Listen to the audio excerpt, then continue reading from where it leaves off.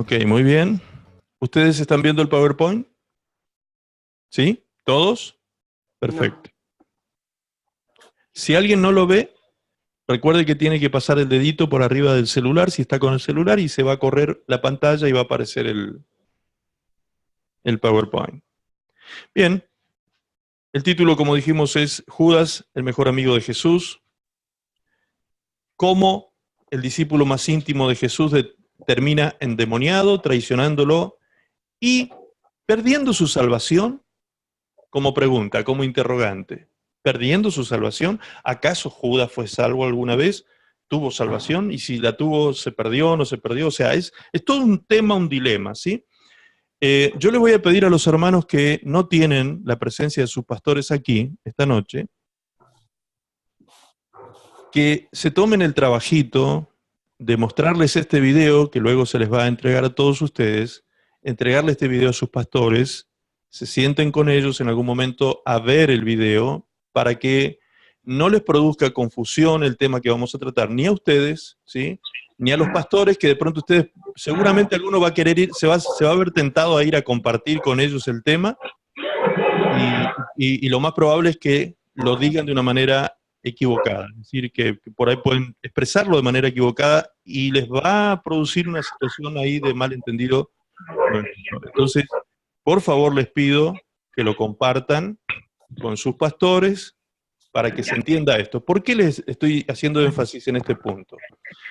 Porque lo que vamos a tocar hoy es un tema que tiene más o menos 200 años de discusión teológica. Es un tema complicado, complejo, polémico, y vamos a ver cómo toma fuerza una línea bíblica respecto de lo que en el Instituto Bíblico o Seminario Pastoral se trata como la materia de soteriología, que es donde se estudian las doctrinas de salvación. Voy a hacer una pequeña introducción haciendo mención de eso. Básicamente hay dos líneas doctrinales a la cual abonan la mayoría de las iglesias cristianas evangélicas en el mundo, y estas dos líneas doctrinales respecto de la salvación se llaman, una de ellas, la línea es calvinista y monergista, y la otra es arminianista y sinergista, ¿sí? La calvinista y monergista es una postulación de Juan Calvino, el cual dice que la salvación no se pierde, y por eso es tan famoso el eslogan que se utiliza en las iglesias que abonan esta doctrina, cuando dicen salvo, siempre salvo, ¿sí? Salvo, siempre salvo. Una vez salvo, la persona será siempre salvo. En cambio, Jacobo Arminio propone y postula otra postura respecto de esto, la cual se le llama o denomina sinergista, y a esta doctrina sinergista, en la cual actúan dos actores, Dios y el hombre, en la salvación, en la salvación del hombre actúan dos actores, Dios y el hombre. En el caso de la doctrina monergista, solo actúa Dios, ¿sí? Solo actúa Dios, y en su soberanía decide quién es salvo y quién no es salvo. ¿Ok? Ahora, Juan Calvino dice, la salvación no se pierde. Jacobo Arminio dice, la salvación se pierde. Pero ambos extremos, o ambas doctrinas, tienen algunos extremos, justamente, que pueden ser nocivos a la hora de la interpretación de ellos, porque, por ejemplo, la línea arminiana, que sostiene que la salvación se puede perder a causa del pecado, muchos de los que abonan a esta doctrina piensan y dicen que, por ejemplo, si el Señor viniera hoy por su iglesia, si hoy el Señor viniera por nosotros, o hoy fuese nuestro día de partir de este mundo, y a la hora de nuestra muerte o del rapto de la iglesia, del arrebatamiento de la iglesia, ocurre que el Señor nos encuentra pecando, mintiendo, vamos a suponer, nos encuentra mintiendo. Resulta que nos encuentra pecando y por causa de eso perdemos la salvación. ¿Sí? Entonces, eso es un extremo de esta doctrina. Después está la otra doctrina que dice que haga lo que haga el cristiano, peque lo que peque, si es salvo, será siempre salvo y no perderá su salvación. Son dos posturas extremas que se enseñan muchas veces detrás de estas dos doctrinas. El punto que nosotros vemos de alguna manera perjudicial a la hora de contar con estas dos líneas, es pensar que solo existen esas dos posibilidades interpretativas de la palabra, ¿sí? Y que solo existen esas dos formas de ver la salvación. Entonces, en alguna oportunidad, a mí me han preguntado, en varias oportunidades me han preguntado, pastor, ¿la salvación se pierde? Como es un tema tan profundo, tan polémico y tan difícil de explicar a veces, yo solo me quedo con una frase pequeña que resume mi pensamiento y que esta noche lo vamos a explicar profundamente por medio de la palabra. Y mi respuesta es, la salvación no se pierde, el hombre se pierde. ¿Sí? La salvación no se pierde, el hombre se pierde. ¿Sí? Ahora la vamos a explicar en profundidad. Entonces, ¿por qué la tenemos que explicar en profundidad? Porque tiene mucha relación con el seminario de liberación, precisamente, porque estamos viendo cómo Satanás puede actuar en la vida de un discípulo de Cristo. Aquellos que vieron el video que les envié ya entendieron, ahora más adelante lo vamos a ver en este PowerPoint también, ya entendieron quién era Judas entre los 12. Judas era el mejor amigo de Jesús. Parece un título increíble para una persona que ha cometido semejante acto de traición contra Jesús, ¿sí? Sin embargo, la palabra de Dios dice que él era el mejor amigo de Jesús. Así lo dice expresamente.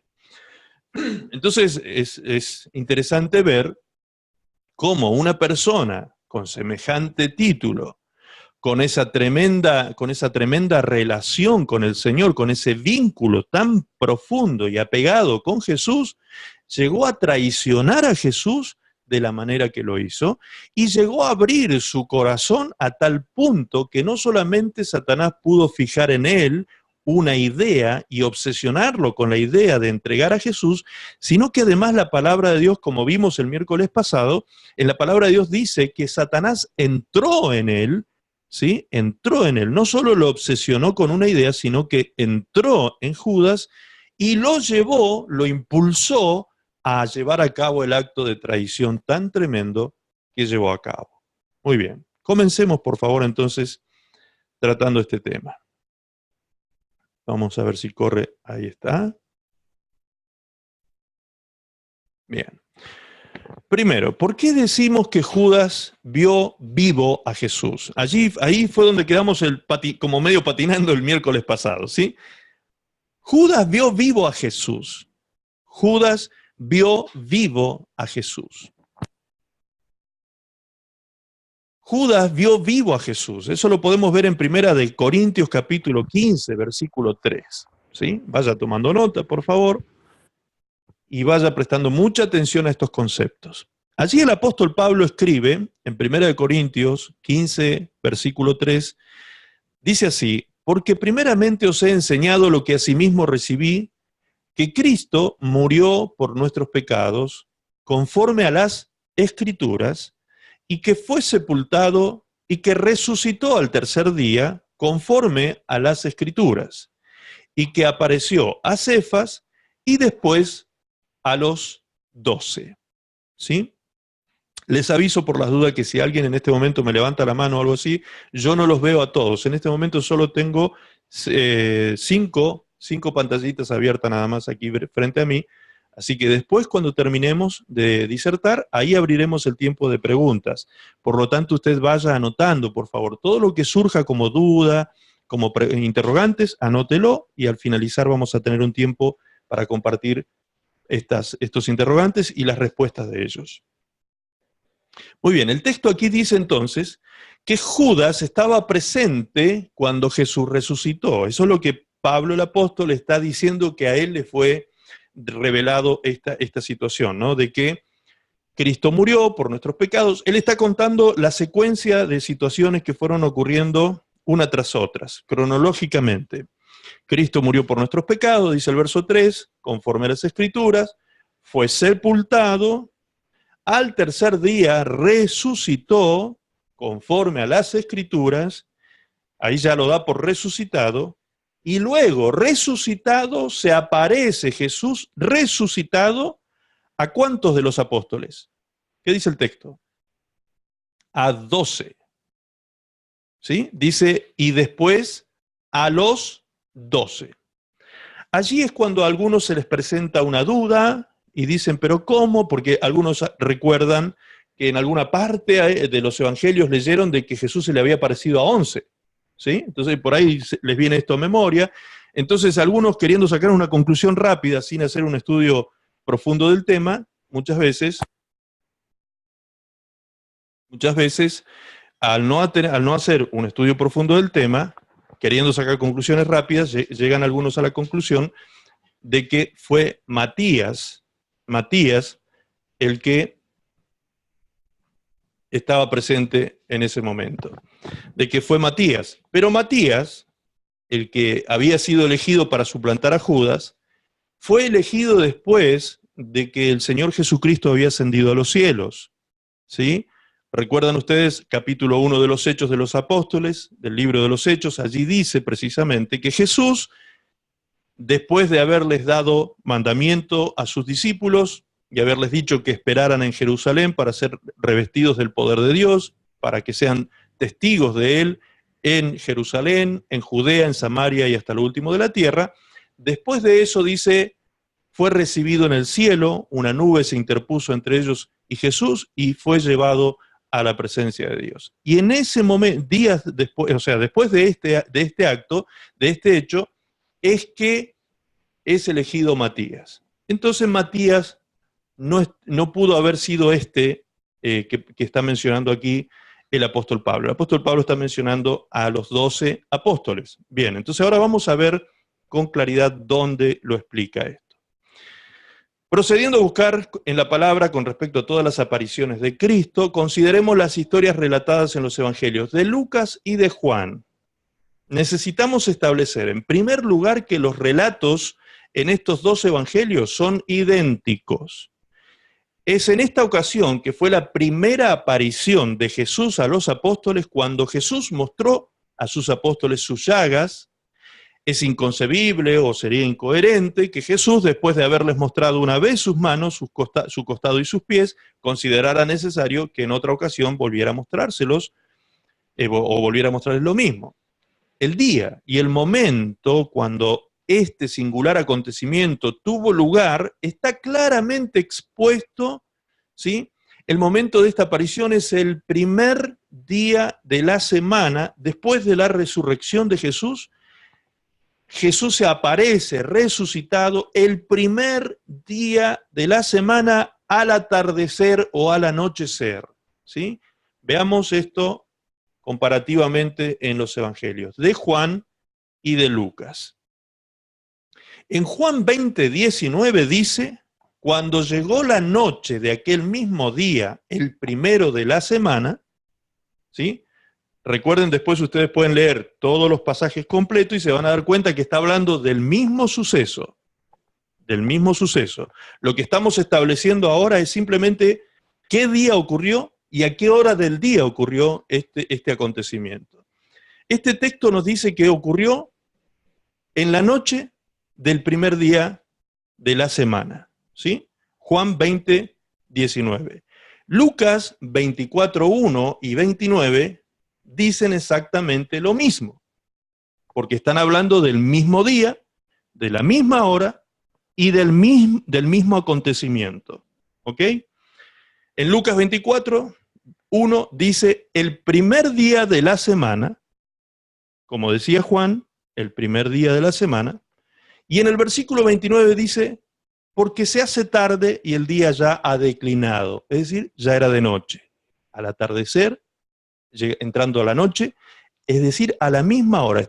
Los dos pasajes están hablando del mismo momento, del mismo día, inmediatamente después de la resurrección de Jesús, el primer día de la semana, a la noche. Entonces queda establecido que los dos evangelios, tanto Juan como Lucas, están hablando del mismo acontecimiento que ahora vamos a ver más adelante con detalle. ¿Sí? Ah, aquí está viendo ahora tanto Juan como Lucas Sí. Están hablando del primer día de la semana y de la noche del primer día de la semana. ¿Ok? Ahora veamos en la siguiente placa, ¿qué fue lo que sucedió ese primer día de la semana por la noche? Lucas 24, 33 al 36 dice, y levantándose en la misma hora, volvieron a Jerusalén. ¿Quiénes? Cleofas y compañía, él iba con alguien más.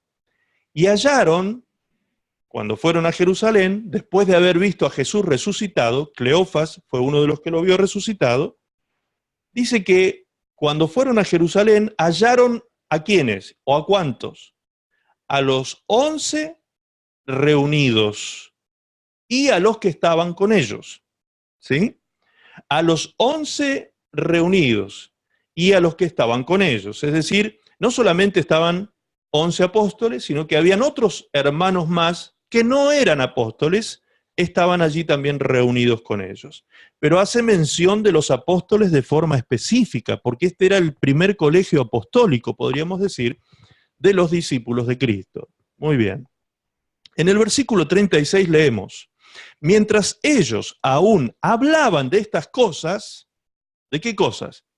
Cleofas estaba contándole a los 11 y a los que estaban allí reunidos que habían visto a Jesús resucitado. Mientras ellos estaban hablando de estas cosas, Jesús se puso en medio de ellos y les dijo, paz a vosotros. Esta es la primera aparición de Jesús a los 11 reunidos en aquel lugar, más los que estaban acompañándoles. Muy bien. Siguiente placa dice, en Juan 20, 24, dice que, o sea, da el mismo relato que acabamos de leer en Lucas, lo vamos a ver ahora en Juan 20, 24, solo que en esta ocasión, Juan, en este relato, declara el nombre del discípulo que estaba ausente o del apóstol que estaba ausente. Fíjense, ya descubrimos que tanto Lucas y Juan están hablando del mismo día, de la misma hora, de la misma situación, están hablando los dos del mismo acontecimiento. Lucas dice que eran 11 los que estaban presentes, pero Juan nos revela quién era el que estaba ausente en esta ocasión. Juan 20, 24 dice, pero Tomás, uno de los 12, llamado Dídimo, no estaba con ellos cuando Jesús vino. Allí vemos con absoluta claridad, ¿sí?, que Tomás no estaba entre los 12 y por obviedad, cuando se relata en Lucas cuántos eran los que estaban presentes, obviamente los que estaban eran 11, pero no porque estaba faltando Judas. El que estaba faltando, según Juan relata, el mismo día del mismo acontecimiento, estamos hablando del mismo punto, ¿sí?, de cuando Jesús se le aparece a los discípulos por primera vez resucitado, el que aclara quién era el que faltaba es Juan, cuando dice que el que no estaba era Tomás Dídimo. ¿Ok? Entonces, Jesús se le apareció a 11, incluido Judas, porque el único que estaba faltando en esa ocasión era Tomás. ¿Vamos hasta ahí? Muy bien. Ahora, ¿en qué momento Jesús se le aparece a los 12? Como dijo Pablo en 1 Corintios 15, que Jesús se le había aparecido a los 12, ¿ok? A todos, a los 12 completos. En Juan 20, 26 dice, estaban otra vez, ya no era la misma vez, no era la del primer día de la semana, en otra ocasión. Dice que estaban otra vez sus discípulos dentro y con ellos ahora en esta ocasión Tomás. Así dice el texto bíblico, Tomás. Llegó Jesús, estando las puertas cerradas, y se puso en medio de ellos y les dijo, paz a vosotros. Bien, entonces aquí vemos que ahora sí estaba Tomás. Juan aclara precisamente cuándo Tomás no estuvo y cuándo Tomás sí estuvo. Entonces Juan nos deja claro el cuadro. ¿Cuándo es que Jesús se le apareció a 11, como decía Lucas, y cuándo es que se le apareció a los 12, como decía Pablo. ¿Sí? Esta es la ocasión en que Jesús se le aparece a los 12, porque dice que ahora en esta ocasión estaban todos reunidos, inclusive o incluido Tomás, que era el que faltaba en la otra ocasión. Entonces ahora estaban los 12. Esto vino entonces a confirmar lo que Pablo dijo en 1 Corintios 15:5, cuando dijo, apareció a Cefas y después a los 12. Ok. Espero que haya quedado claro hasta ahí. Yo voy lentamente esta noche para que después ustedes, en todo caso, vuelven a ver el video, siguen la secuencia de la explicación para que lo puedan entender claramente. Ahora, el otro día, hablábamos con Fernando de Concepción, que nos hizo esta mención de Mateo 27, que justamente es el que se presta para que uno pueda interpretar de que al parecer Judas traiciona a Jesús y se va a ahorcar inmediatamente. Leamos lo que dice Mateo 27:5. Dice, y arrojando Judas Iscariote las piezas de plata en el templo, salió y fue y se ahorcó. Este relato no dice que estas cosas acontecieron en rápida sucesión. Simplemente lo que hace Mateo es resumir el final de la vida de Judas. Cómo acontecieron las cosas cronológicamente en la vida de Judas. Quienes nos explican los acontecimientos previos a su ahorcamiento son Lucas y Juan. Que Jesús se aparece y él estaba presente. ¿Sí? Entonces ahí vemos explicado con mayor claridad este punto y cómo Lucas y Juan nos dejan clarísimo que en esta ocasión el que estaba era Judas presente cuando Jesús aparece a los 11, inclusive después cuando se aparece a los 12. O sea, Judas seguía estando presente todas esas veces que Jesús se aparecía resucitado. Alguno por ahí se preguntará, pero ¿cómo? ¿Por qué Jesús nunca le dijo nada a Judas? Bueno, la respuesta está en por qué Jesús nunca le dijo nada a Pedro. ¿Se acuerdan ustedes que Pedro también maldijo a Jesús cuando le dijeron a Pedro, tú eres uno de ellos? ¿Se acuerdan? Esa noche que lo aprendieron a Jesús, que lo fueron a tomar y quisieron agarrar a tomar a Pedro también y lo acusaron de que él era uno de los galileos que andaba con Jesús. ¿Y Pedro qué hizo? Dice que se alejó de aquel lugar maldiciendo a Jesús. ¡Tremendo! Esto fue lo que Jesús le había anticipado a Pedro cuando le dijo, antes de que cante el gallo, tú me habrás negado 3 veces. 3 veces. Ahora, después que pasó esto, vemos a Jesús recriminándole cuando se le apareció a Pedro. Ah, Pedro, viste que yo te dije que vos me ibas a negar, encima me maldijiste. No lo vemos a Jesús nunca haciendo eso. Nunca le dijo a Pedro nada. Entonces, ¿por qué le tendría que haber dicho algo a Judas? Ahora, otra de las cosas que también por ahí en el imaginario colectivo da vueltas, es de que, ¿cómo? ¿Pero no sabían acaso los discípulos o los apóstoles que Judas lo había traicionado a Jesús? No. La Biblia dice que él lo traicionó con un beso. ¿Por qué? Porque de esa manera, engañosamente lo entregó. Él no fue a decir, este Jesús, arréstenlo, llévenlo a la muerte, crucifíquenlo. No, Judas fue y lo abrazó y lo besó. Simplemente, ese fue el beso de la traición. Nunca los que estaban allí interpretaron eso como una traición. De hecho, cuando Jesús anunció quién iba a traicionarlo, tampoco se dieron cuenta los apóstoles de que Judas era el que lo iba a traicionar, porque cuando Jesús le dijo, ve y haz pronto lo que tienes que hacer, en ese momento los apóstoles, dice la palabra, que ellos creyeron de que Jesús lo había mandado a Judas a comprar. O sea, nunca se dieron cuenta los apóstoles de la actividad traicionera de Judas. Por eso es que Judas, como buen traicionero, siguió estando en el grupo. Él nunca se movió del grupo de los 12. Siguió estando con ellos, permaneciendo con ellos, hasta que oh sorpresa, después del tercer día, como estaba escrito, Cristo resucitó y se les apareció a ellos resucitado. Ahora la pregunta es, si tú hubieses sido Judas, ¿qué habrías hecho ese día que Jesús se aparece resucitado frente a ti?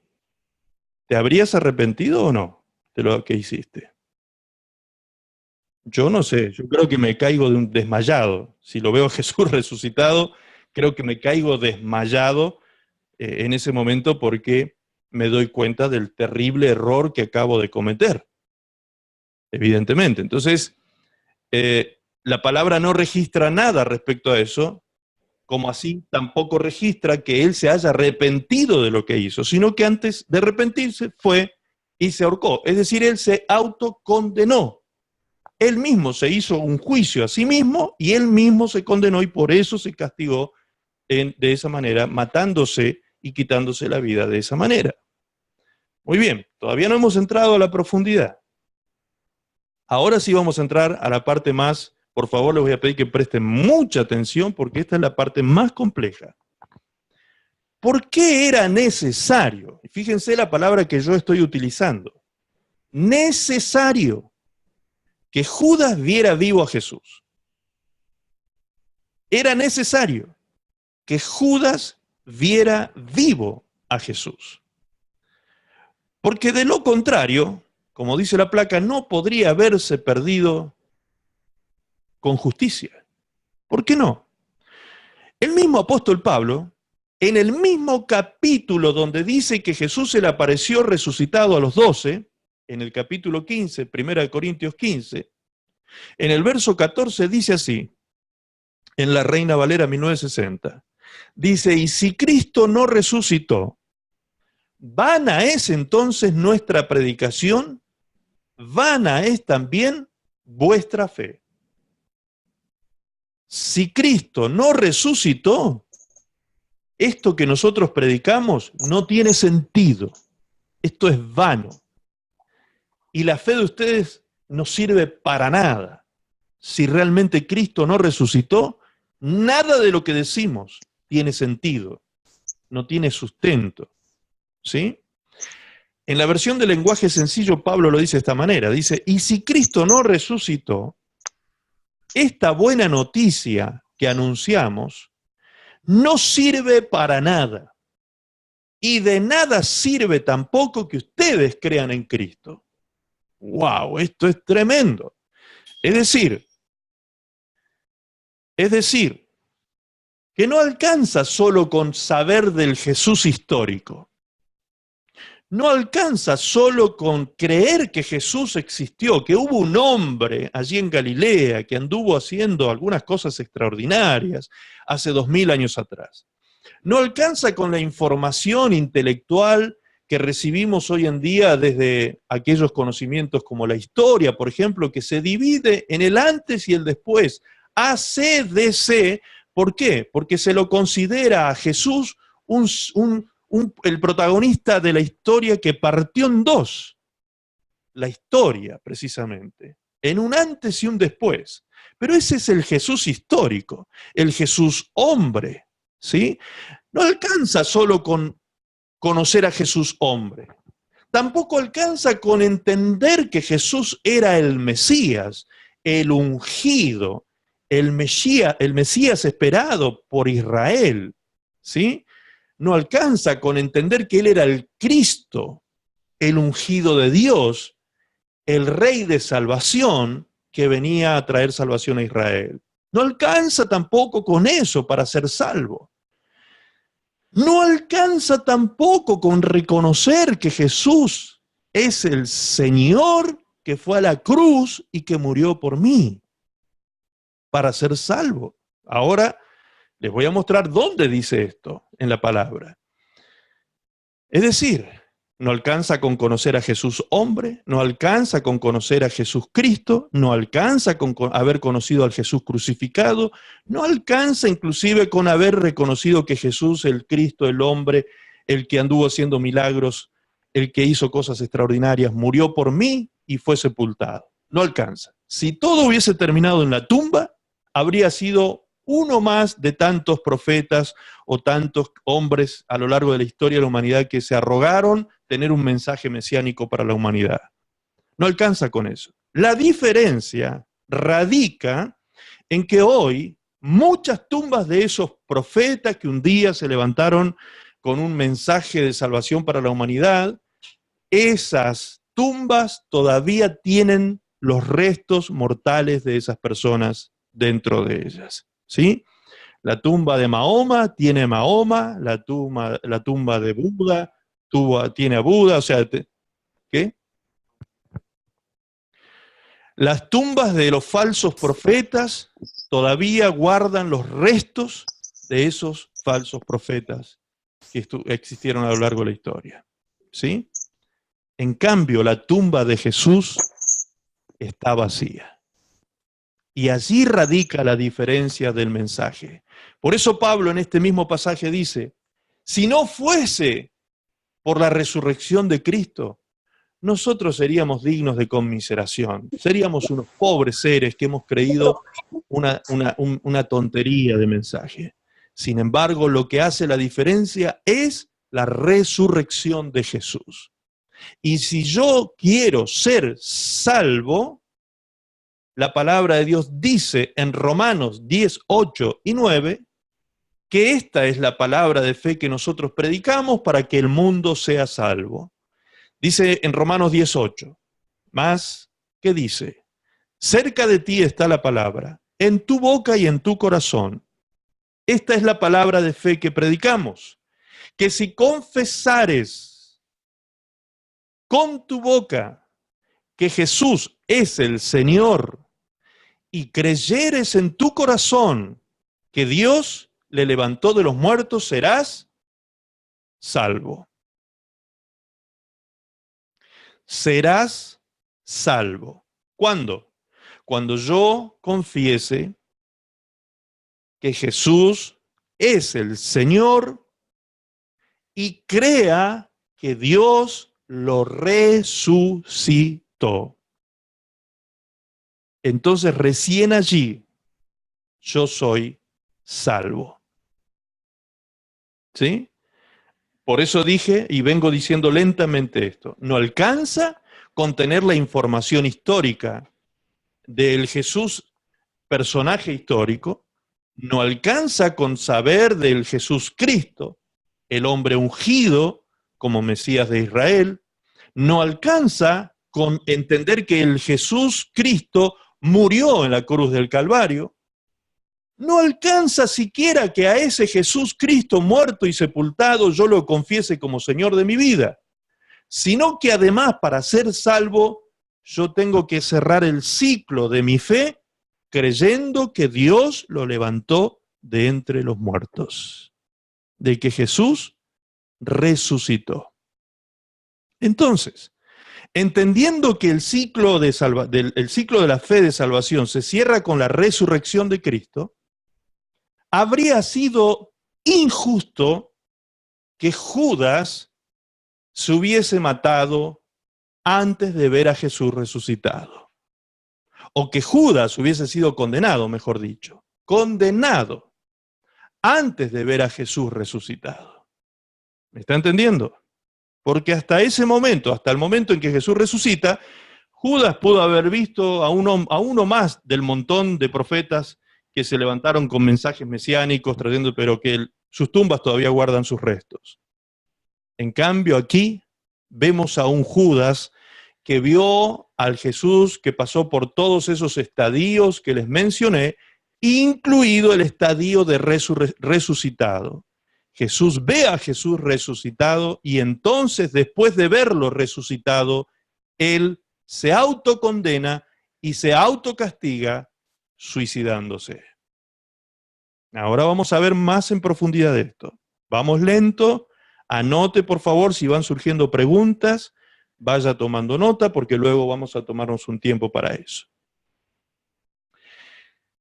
Veamos ahora en lo que Pedro dice en Hechos, en su segundo discurso, que Pedro da en el pórtico de Salomón en el templo, después de sanar al cojo que estaba allí. el paralítico, el lisiado que estaba en la puerta del templo, llamada la Hermosa, Pedro sana a este hombre en el nombre de Jesús, y luego Pedro le da un mensaje a toda la audiencia que se había reunido en aquel lugar, todo el pueblo, la ciudad entera se había agolpado, dice, porque reconocían que este era el cojo que era puesto todos los días a pedir limosnas en la puerta del templo, y ahora andaba saltando como loco, alabando a Dios porque Dios lo había sanado de aquella parálisis que afligía su cuerpo. Muy bien. Pedro dice estas palabras. En el versículo 19 del capítulo 3 dice, así que arrepentíos y convertíos. Así que arrepentíos y convertíos. Este así que aparece en la primera parte del versículo, así que es un conector, nos conecta con la primera parte, los versículos anteriores, y nos está diciendo algo así como, por lo que sucedió, ahora más vale, como diciéndonos así, más vale que ustedes se arrepientan y se conviertan. Ok, ¿qué fue lo que sucedió Pedro? Pedro nos cuenta lo que sucedió desde el versículo 14 en adelante. Dice, mas vosotros negasteis al santo y al justo y pedisteis que se os diese un homicida y matasteis al autor de la vida, a quien Dios ha resucitado de los muertos, de lo cual nosotros somos testigos. ¿Quiénes nosotros? Todos los apóstoles. Todos los apóstoles habían sido testigos. Ya entendimos que estaban los 12. Todos fuimos testigos de esto, de que Jesús ha resucitado. Dios resucitó a Jesús. Mas ahora, hermanos, sé que por ignorancia lo habéis hecho como también vuestros gobernantes, pero Dios ha cumplido así lo que había antes anunciado por boca de todos sus profetas, que su Cristo, su ungido, su escogido, el Salvador, el Mesías, había de padecer. Tendría que padecer muerte, la pasión de Cristo, la muerte de Cristo, la resurrección de Cristo. Esto es lo que está relatando Pedro. Así que, ahí es cuando Pedro dice, así que, arrepentíos y convertíos. ¿Qué nos está diciendo esto?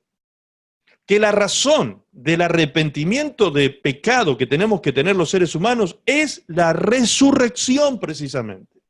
¿Se da cuenta por qué Pablo habla tanto de la importancia de la resurrección? Todo fue importante, obviamente, la vida de Jesús, la pasión de Cristo, la cruz de Cristo, la sepultura de Cristo, todo fue importante. El mensaje de Cristo, todo, la vida de Cristo fue importante, en plenitud. Pero si todo eso hubiese ocurrido sin resurrección, eso marcaba la diferencia. Sin resurrección no habría valido de nada nuestra fe, dice el apóstol Pablo, y por causa de esa resurrección que Pedro está mencionando aquí, es que les reclama ahora a los habitantes de Jerusalén que se arrepientan y se vuelvan a Dios, que significa convertir, es lo que significa convertíos. Vuélvanse a Dios. Amén. Sigamos. Por eso Judas se perdió. Hay sobradas razones. Porque además de ser el mejor amigo de Jesús, ¿dónde dice la Biblia que Judas era el mejor amigo de Jesús? Ahora lo vamos a develar para aquellos que no vieron el video. Salmo 41, versículo 9, es un salmo profético que habla de Judas. Y fíjense lo que dice este salmo en la versión Reina Valera, lo vamos a leer, y luego en una versión de lenguaje sencillo. La primera dice, aún el hombre de mi paz en quien yo confiaba, el que de mi pan comía, alzó contra mí el calcañar. ¿Sí? Ese mismo pasaje, ahora leído en lenguaje sencillo, dice, hasta mi mejor amigo, hasta mi mejor mi mejor amigo, en quien yo más confiaba y con quien compartía mi pan, se ha puesto en contra mía. Pero entonces Judas, según este texto, preste atención a lo que voy a decir ahora porque acá empieza lo controversial con esto. Hubo un tiempo en que Judas entonces fue un hombre de confianza. Hubo un tiempo, cuando Jesús se relaciona con Judas en los primeros días, en que se genera una amistad que fue más allá de la amistad de los otros 11. Llegó a ser el mejor amigo de Jesús. Y como dice la versión del lenguaje sencillo, en quien yo más confiaba, con quien compartía mi pan. Jesús le permitía a Judas mojar el pan en su plato, meter la mano, que era como ellos comían en esa época, ¿sí? Tomar el pedazo de pan con la mano y untar en el plato de comida ese pedazo de pan. Eso usted no lo haría con cualquiera. Obviamente que eso solo se hace con alguien sumamente cercano, de extrema confianza o de mucha intimidad con esta persona. Esta era la relación que nos dice David que tenía Jesús y Judas. Por esa misma razón es que Jesús le entrega a Judas la administración de las finanzas, porque en aquel tiempo él era un hombre confiable, de suma confianza. Pero algo pasó en la vida de Judas después de que Judas comenzó a manejar dinero. Algo comenzó a suceder en el interior, en el corazón de Judas, que es lo que vamos a ver los próximos miércoles con respecto a la obsesión y a la usurpación. Era necesario entender esto, ¿sí? Algo pasó en el corazón de Judas que él comenzó a tener una práctica de algo oculta. ¿Qué era lo que Judas practicaba? Ya lo vimos el miércoles pasado. Judas sacaba, robaba dinero, hurtaba dinero de la bolsa de Jesús. ¿Sí? A tal punto que con ese dinero, como dice el apóstol Pedro en el capítulo 1 de los Hechos, con el precio de su iniquidad, él compró un campo. Imagínense el dinero que manejaba Jesús, que sin que él se diera cuenta, obviamente en términos humanos, o sin que nadie se diera cuenta, porque no faltaba aparentemente dinero, poco a poco fue sacando dinero hasta que él pudo comprarse un campo. Eso también es para que se quede pensando un poquito en esa falsa idea que se enseña muchas veces de que Jesús era pobre. No, ¿cómo va a ser pobre? Él se hizo pobre, siendo el Dios del universo, se hizo hombre y en condición de hombre se hizo pobre en el sentido de ¿qué? De que él no vino aquí a tener posesiones, él no vino aquí a adquirir posesiones, él no necesitaba eso, pero de su ministerio vivían aproximadamente 35 personas en forma permanente durante 3 años. 35 personas, hay que darle de comer, hay que vestir a esas personas, hay que pagar su hospedaje, su casa, todo eso, y todo salía de la bolsa de Jesús. Por eso es que había mucho dinero en la bolsa de Jesús, y de hecho, es por esa razón que Judas pudo extraer dinero sin que nadie aparentemente se apercibiera de eso. Y con ese dinero se compró un campo. Muy bien. No es con el dinero, como muchas veces se interpreta, que le dieron los sacerdotes del templo para que traicionara a Jesús, porque ese dinero Judas lo devolvió.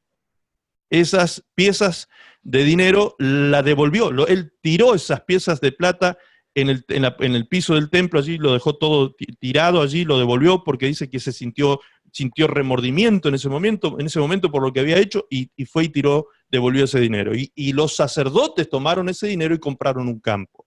También compraron un campo con ese dinero. Muy bien, ahora, como dice aquí la placa, Judas vio a Jesús o fue testigo. ¿Testigo de qué? De Jesús hombre, de Jesús Cristo, de Jesús crucificado, de Jesús muerto y sepultado y de Jesús resucitado y nunca jamás se arrepintió. Nunca, jamás se arrepintió.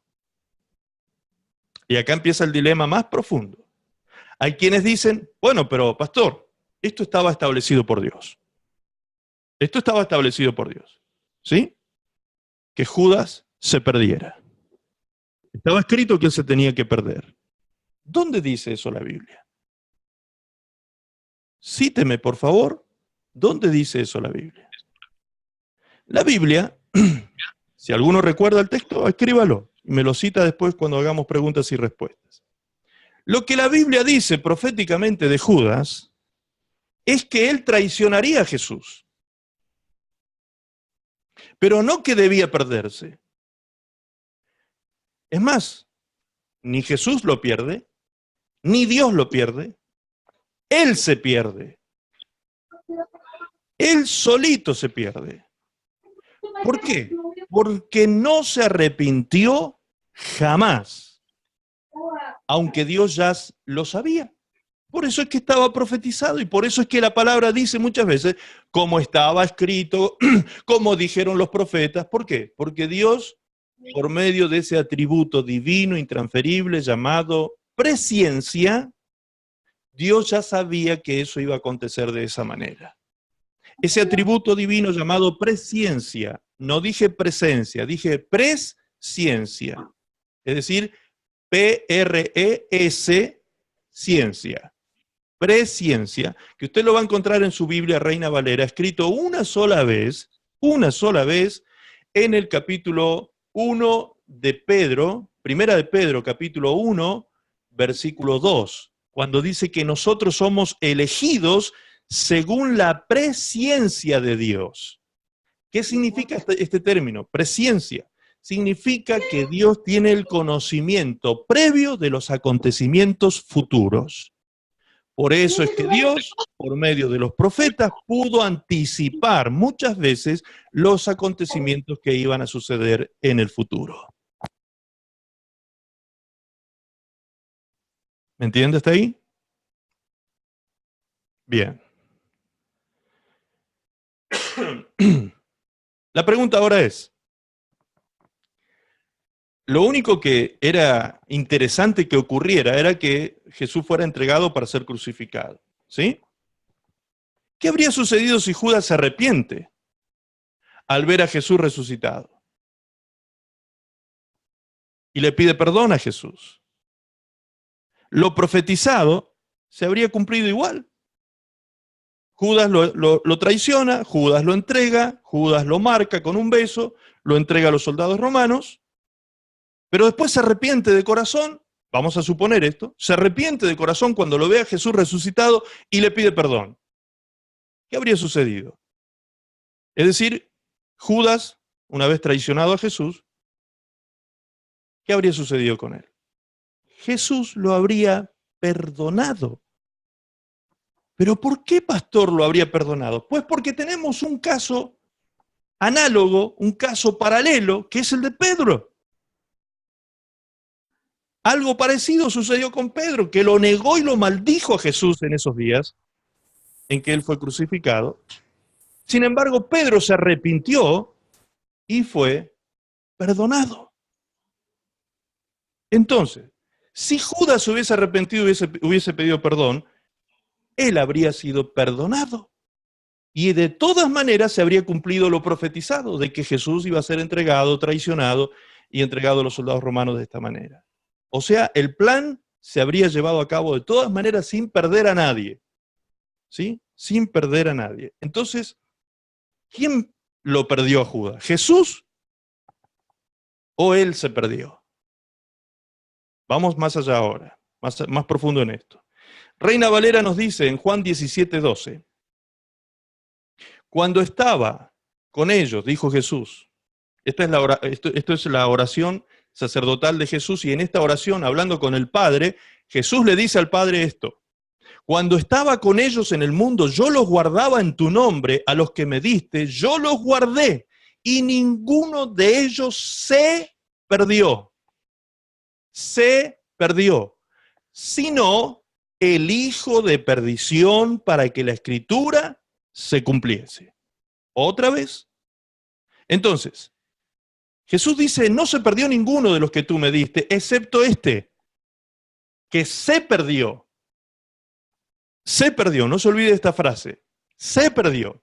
Yo no perdí a ninguno, dijo Jesús. Este se perdió. Él se perdió. Solito se perdió. Yo no lo perdí. Él se perdió. Veámoslo ahora en esta versión, por favor. La versión de Castilian, la Biblia versión Castilian. Fíjense qué reveladora que es esta Biblia, qué clarito que es este lenguaje. Dice, mientras yo estaba con ellos en el mundo, protegí a los que me confiaste. Y los protegí de modo que ninguno se perdió, salvo el que había de perderse por su traición. Aquí el texto nos agrega la causa. Por su traición, dando así cumplimiento a las Escrituras. Es decir, lo que la Escritura había profetizado era la traición. Y la traición dio lugar al desenlace final de Judas. Es decir, Judas se perdió, dice el texto. Jesús deja claro que a los que Dios le dio, a los que Él escogió a 12, no escogió 11, escogió 12. Ninguno se perdió, excepto este que se perdió. Ya vamos a aclarar ese tema del se perdió, porque ahí está la clave. El Señor aclara que a Él no se le perdió ninguno, como dijimos, salvo el que se perdió, entre comillas. Pero entonces, si se perdió, ¿qué quiere decir eso? Ya implícitamente nos está diciendo algo. Si se perdió, es porque un día fue parte entonces. Después de que fue parte, se perdió. No es que Judas siempre estuvo perdido entonces, porque se perdió. En algún momento Judas no estuvo perdido, luego se perdió.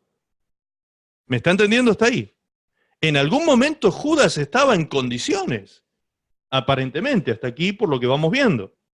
Pero llegó un momento en que Judas, a causa de su traición, a causa del pecado cometido y practicado sin arrepentimiento, llegó un momento en que Judas se perdió.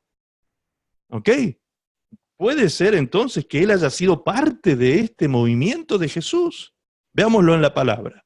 Hechos 1:16 dice así: varones hermanos, era necesario, otra vez, fíjense cómo se repite todo el tiempo esto, que se cumpliese la Escritura, en la que el Espíritu Santo habló antes por boca de David acerca de Jesús. David, ¿recuerdan? David hablaba proféticamente de Judas, ¿sí? Acerca de Judas, perdón, dije Jesús recién. David hablaba profetizó David. Dice, el Espíritu Santo antes por boca de David habló de Judas, ¿sí? Habló de Judas, que fue guía de los que prendieron a Jesús. Recién ahora, Pedro, después de que ya había pasado todo y que Judas ya se había ahorcado, ahora recién los discípulos saben que había sido traicionado por Judas, Jesús. Porque ahora ya recién aquí en el capítulo 1 de los Hechos, de Hechos de los Apóstoles, Judas dice, fue el guía de los que prendieron a Jesús, pero nunca antes habían dicho eso ellos. Los discípulos de Cristo nunca antes se habían dado cuenta de esto. Recién ahora ya sí, Judas ya se había ahorcado. Y dice, era contado con nosotros y tenía parte en nuestro ministerio. Él era parte, dice Pedro. La pregunta entonces, por obvias razones que nos debemos hacer es, ¿acaso se puede ser parte del ministerio y de algo tan grandioso como el ministerio mismo de Jesús? ¿Se puede ser parte del ministerio y luego perderse? ¿Se puede ser parte de algo tan grandioso, tan maravilloso y luego perderse? La pregunta, para encontrarle respuesta a esto, o sea, la palabra para encontrar respuesta a esta pregunta es, debe estar en alguna otra parte de la Biblia. Tenemos que encontrar alguna respuesta a esto, porque el mismo texto en sí mismo no nos responde, solo nos dice que fue parte, ¿sí? Entonces, ¿se puede ser parte del ministerio y luego perderse? ¿Tiene sentido intertextual esto que estamos diciendo? ¿La Biblia habla de alguna cosa así en otra parte de las Escrituras? de que alguien pudiendo haber participado del poder de Dios, de los milagros de Dios, de haber ministrado sanidad a los enfermos, haber echado fuera demonios en el nombre de Jesús, como hicieron los apóstoles de Cristo en varias oportunidades, después de eso se pierda. La respuesta la encontramos aquí en Hebreos capítulo 6, verso 4. Hebreos 6, verso 4 dice, porque es imposible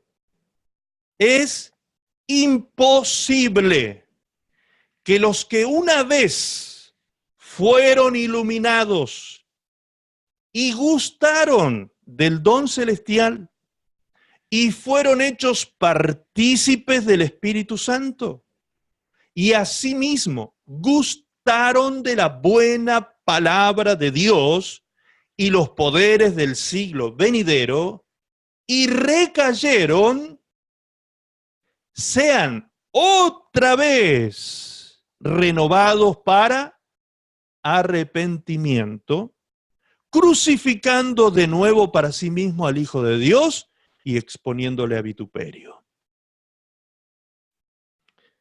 Lo dice clarísimo. Vamos a leerlo en la versión de Castilian, justamente la que recién leíamos, para que lo vean con mucho más claridad. Fíjense cómo lo dice acá. Es inútil empeñarse en atraer de nuevo para el Señor a quienes, habiendo sido una vez iluminados por la luz del Evangelio y gustado, lea bien lo que estamos leyendo, por favor, con mucha atención, y gustado del don celestial de la salvación, y habiendo participado del Espíritu Santo, y saboreado la palabra de Dios y los grandes poderes del mundo venidero, cayeron otra vez en la impiedad.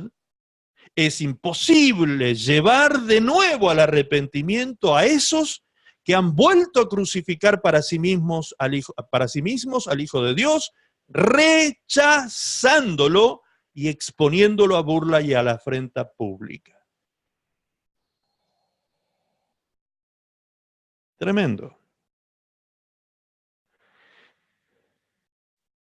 Ahora la pregunta es esta. ¿Puede alguien, escuche bien lo que le voy a preguntar, según lo que ya venimos entendiendo, ¿puede alguien que no es hijo de Dios experimentar esto? Número 1, ser iluminado por la luz del Evangelio. Número 2, haber gustado del don celestial de la salvación. Número 3, ser partícipe del Espíritu Santo. Número 4, gustar y saborear la buena palabra de Dios, es decir, tener revelación de ella. Número 5, gustar y saborear el poder de Dios.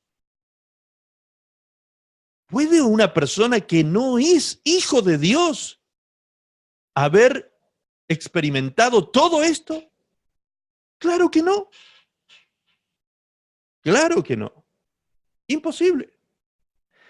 Como también es imposible que alguien que haya rechazado todo esto, una vez habiendo sido iluminado, una vez habiéndose arrepentido y ha vuelto otra vez a la impiedad y rechazó la salvación, rechazó a Jesús, rechazó su sacrificio, rechazó sin arrepentimiento, siguió pecando sistemáticamente, tal persona terminará perdiéndose definitivamente. Se pierde.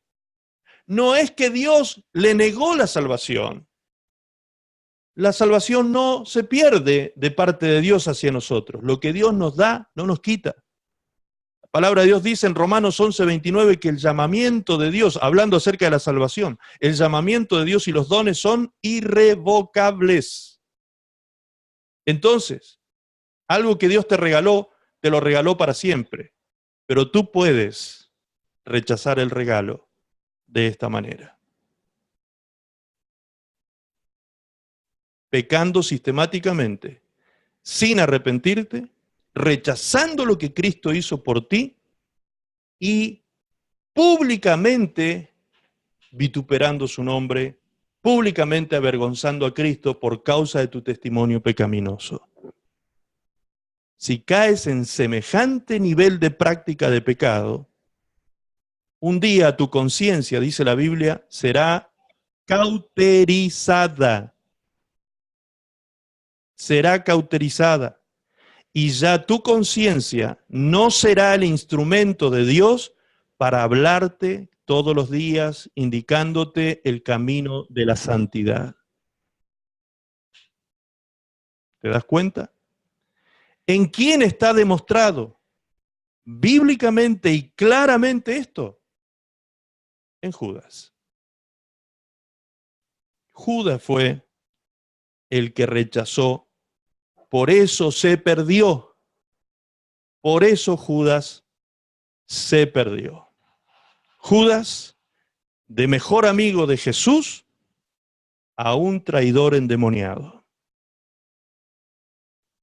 Este es el ejemplo más estremecedor de cómo un discípulo de Cristo puede terminar de la peor forma, a causa de la traición que tuvo raíz en el amor al dinero. Resultó en ser usurpado por el diablo y manifestando su naturaleza, la del diablo, manifestando su naturaleza, traicionó a Jesús. ¿Por qué? Porque la palabra diablo, traducida, significa traidor. Amén.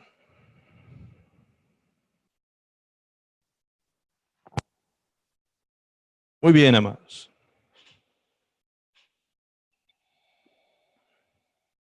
Este mensaje, así como es revelador, es también perturbador, ¿no? Es tremendo. Verlo desde este punto de vista es tremendo. Ahora, me gustaría que Jonathan, ahora sí Jonathan, pudiese darnos el privilegio de poder ministrarnos con su conocimiento profesional. ¿Mi teléfono, hijo? A ver. Se escucha. ¿Me escucha, Jonathan? Sí, Max, yo escucho. ¿Ustedes me escuchan? Ok, sí, te escuchamos perfecto. Dame un segundito, por favor, Jonathan, que quiero... Cuando quiera. Quiero presentarte a los hermanos. Jonathan es profesor de español y candidato a magíster en ciencias de la educación también, ¿sí? Él da clases en la, tú corrígeme si me equivoco, Jonathan, en la Universidad Autónoma de Chile. Trabaja también en un proyecto de investigación muy importante de la Universidad Católica del Maule, ¿sí? Es decir, es un profesor que está comprometido con el lenguaje, con el español, con todo esto. Y anoche, cuando yo estaba preparando este PowerPoint, tuve una experiencia que siempre me ocurre cuando estoy leyendo las Escrituras, cuando el Señor me quiere mostrar algo puntual. Resulta que llego a ese pasaje de Juan 17, cuando Jesús dijo, se perdió. Y cuando estaba leyendo ese pasaje, el Señor me dijo, pon atención en esa palabra pequeña. Se. La palabra se. Y yo miré esa palabra, y por más que soy una persona que trato de instruirme mucho en el lenguaje, la verdad que me quedé como pensativo diciendo, ¿qué quiere decir se? ¿Por qué el Señor me está poniendo énfasis en el se? Se perdió. ¿Sí?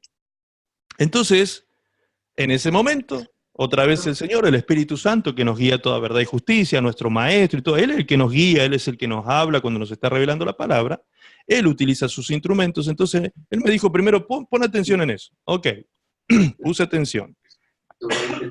Luego fui al diccionario, el mataburro. Y en el diccionario me encuentro con 3 acepciones súper complejas para entenderlo. Ustedes pueden buscarlo en el diccionario, sé, y van a ver que aparecen 3 significados que son tremendamente complejos de entender. Entonces, en ese momento, el Espíritu Santo que estaba asistiéndome en ese momento me dice, habla con Jonathan. Habla con Jonathan. Jonathan te va a guiar en eso. Ok, entonces, 6:30 de la mañana, habiendo pasado toda la noche estudiando, investigando, preparando este material, 6:30 de la mañana, le mando un WhatsApp a Jonathan, olvidándome que teníamos horarios cambiados, yo tenía a las 7:30 de la mañana aquí, y lo molesté a esa hora, Jonathan, y le envié el interrogante. Ahora me gustaría que Jonathan nos cuente cuál fue su experiencia con esa palabra también, siendo profesor de lenguaje en la universidad. Jonathan, todo Gracias, tuyo. Max.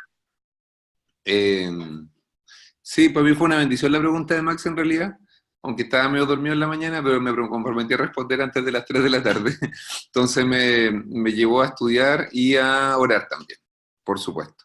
Entonces, a estudiar porque en realidad es complejo. Yo hasta le pregunté hoy día al director del lenguaje en la U qué pensaba él, porque es raro, es fácil que uno identifique, no sé, verbo, sustantivo, artículo y cosas así, pero si me dicen sé, ¿qué significa sé?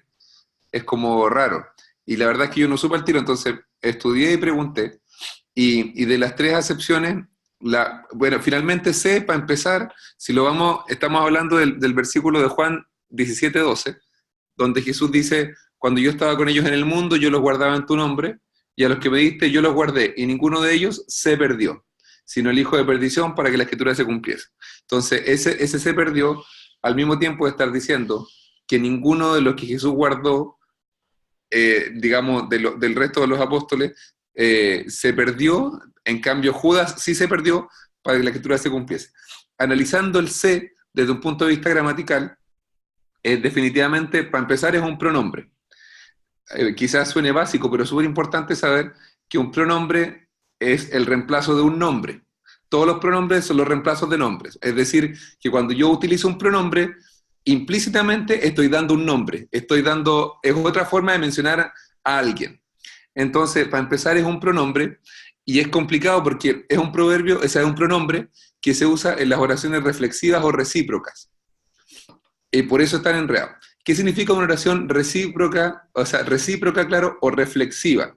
Significa que es un pronombre que se utiliza solo cuando el agente de la oración hace la acción sobre sí mismo. ¿Me explico? Es recíproca cuando decimos que se perdió a sí mismo.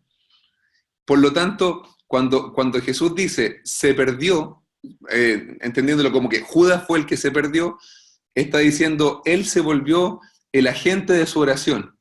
Cuando dice se perdió, el se, en ese caso, está haciendo un reemplazo del nombre Judas para decir que la acción que realizó fue contra sí mismo. Es una oración recíproca y reflexiva, es decir, que se refleja a sí misma, es reflexiva en cuanto a lo que dice. Por lo tanto, Jesús lo que está diciendo es que el que se perdió fue Judas, que Judas se perdió a sí mismo. No está diciendo, estaba determinado que tenía que ser perdido, porque en ese caso no hubiera sido un pronombre, sino que hubiera sido un adverbio, que estaría la palabra al ladito del verbo. Si fuera adverbio, hubiéramos dicho, Dios hizo que se perdiera. Pero como es un pronombre, fue Judas el que a sí mismo se perdió. Por eso es un pronombre entre una oración recíproca y reflexiva. Espero no ser enredado. Los que no se perdieron también dependían. Y los que no se perdieron en el mismo caso, pero en lo contrario. Ellos fueron los que ante la protección de Jesús no se perdieron. Tomaron la decisión en el fondo. Lo importante es que es un pronombre que dice que tiene relación cuando las acciones se ejercen sobre sí mismos. Recíprocos. Muchas gracias, Max. Espero que se entienda. Esto es para decir, wow. ¿Sí? Esto es tremendo, hermanos. Esto que nos acaba de compartir Jonathan es digno de un aplauso estrepitoso.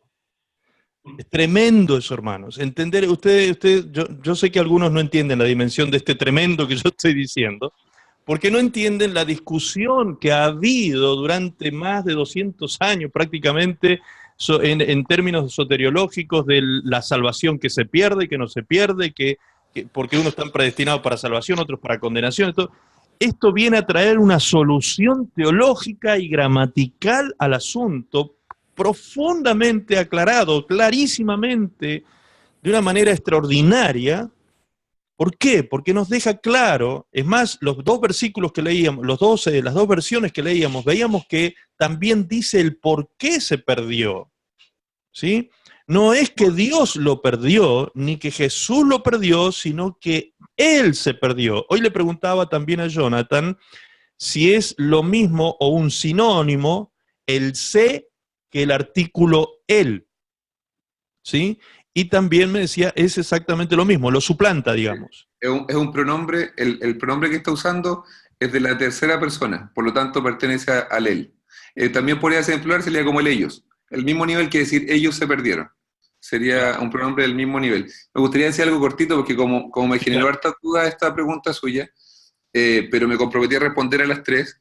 Yo como la una le escribí al jefe de carrera para preguntarle si opinaba lo mismo que yo, y no me respondió al tiro. Entonces estuve orando y dije, bueno, lo que más confianza me da como espiritualmente es decir que efectivamente ese es un pronombre. Y después que le respondí a Max, él me respondió al tiro diciendo lo mismo. Entonces le doy gracias a Dios porque sentí que fue primero la confirmación del Espíritu Santo y después del académico que me respondió. Gracias, Max. Gloria a Dios, gloria a Dios. Primero fue el Espíritu Santo que dijo, esta es la respuesta. Porque es muy difícil, amados, es muy difícil. Yo los invito a ustedes que vayan al diccionario.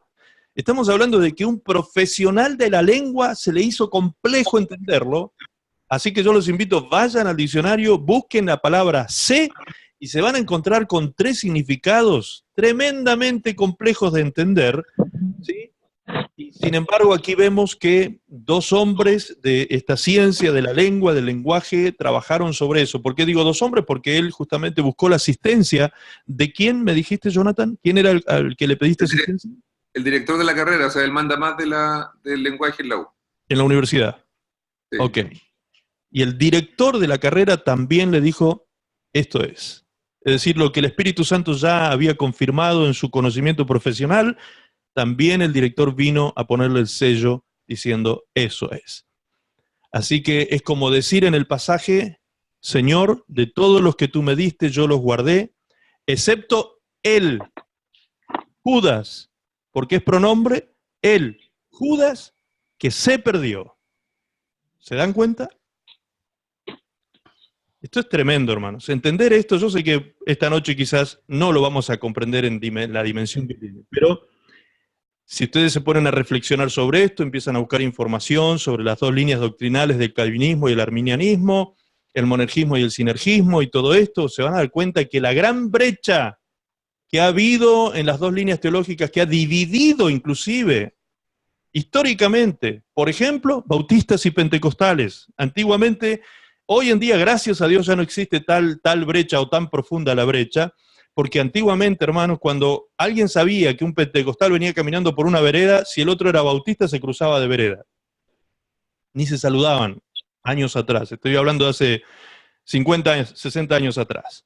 Hoy, gracias a Dios, ya no pasa eso. Pero esto viene a cerrar esa brecha y viene a darle sentido a la salvación, ¿sí? Que no se pierde, pero si yo provoco mi perdición, la voy a encontrar. Yo puedo haber participado del Espíritu Santo, haber gustado la palabra, la revelación de la palabra de Dios y el poder de Dios, puedo haber participado del ministerio, puedo haber sido iluminado con el Evangelio y haber gustado el don de la salvación. Imagínense, así lo dice Hebreos, haber gustado el don de la salvación y aún así perderme y no poder arrepentirme y volver atrás. Terrible, ¿no? Tremendo.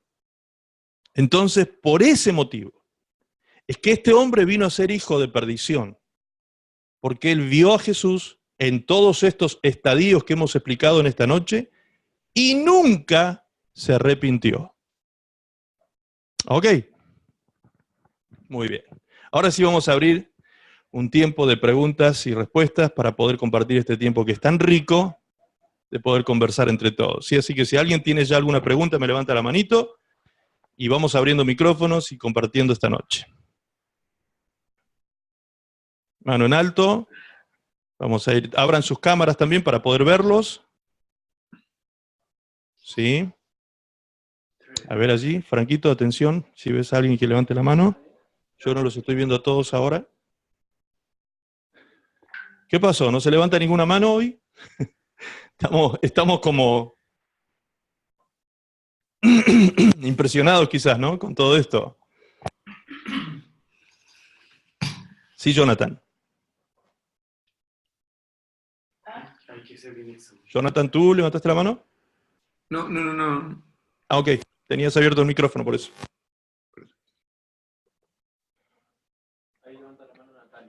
Natalia, abre tu micrófono, por favor. Si levantaste la mano. Sí, pastor. ¿Me escucha? Sí, perfecto. Ahí. Entendí lo que expuso, pero aún así tengo mi duda porque la palabra habla de predestinación. Correcto. En Pedro, ¿cierto? Sí, no solo en Pedro, habla en Efesios, en Romanos, en varios pasajes habla de predestinación.